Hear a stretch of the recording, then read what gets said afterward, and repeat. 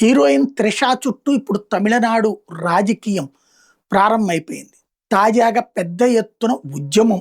TVK వాళ్ళు ఇప్పుడు ఉదయనిధి స్టాలిన్‌కి వ్యతిరేకంగా. ఎందుకంటే ఇప్పుడు టీవీకే అధినేత అయినటువంటి ముఖ్యమంత్రి విజయ్‌కి ఒకే ఒక తలనొప్పింది. అదే త్రిష అంటూ తాజాగా ఉదయనిధి స్టాలిన్ చేసిన వ్యాఖ్యల మీద పెద్ద ఎత్తున ఆగ్రహంతో టీవీకే కార్యకర్తలు ఇప్పుడు ఆందోళనకి దిగుతున్నారు రాష్ట్ర వ్యాప్తంగా. నెంబర్ 1.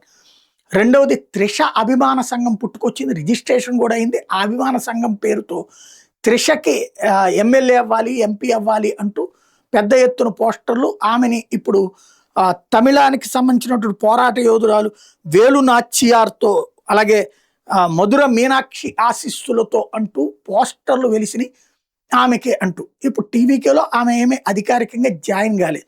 ఇప్పటికి కూడా విజయ్ అయితే తనతో సంబంధం అయితే కొనసాగిస్తూనే ఉన్నారు.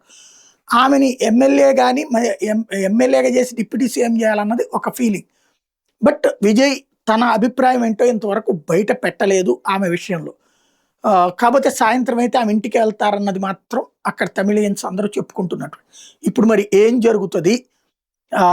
ఒకటే, అక్కడ ఒక లోక్సభ సీటు ఖాళీ అయింది, ఒక అసెంబ్లీ సీటు ఖాళీ అయింది. అసెంబ్లీ సీటు ఒకటేంటి, దాదాపు 6-7 ఖాళీ అయింది. ఆమెని గనక మరొక జయలలిత చేయదలుచుకుంటే ఒక టైపు ఎమ్మెల్యే సీట్ ఇచ్చి మంత్రిగా తీసుకుని ఆ తర్వాత కొనసాగించడం.